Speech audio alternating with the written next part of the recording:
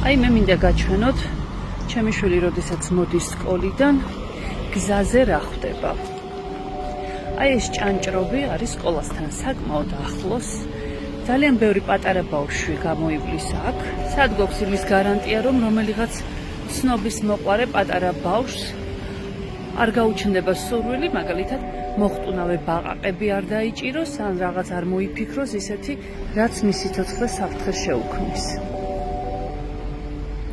მაინც და მაინც დაბალი დონეც არ არის აშკარად წყლის. ზოგადად გადაბრუნებული ურმის შემდეგ ვიშვიშის დაწყება ჩვენს ნაციონალურ სპორტად ჩამოყალიბდა, მაგრამ ჩვენ გვაქვს ძალიან ცუდი და მწარე გამოცდილება, როდესაც მოზარდი დაიხრჩო მსგავს ჭაობში, თუ არ ვიცი რა დავარქვა ამას. აი აქედან სულ რაღაც რამდენიმე მეტრში არის სკოლა.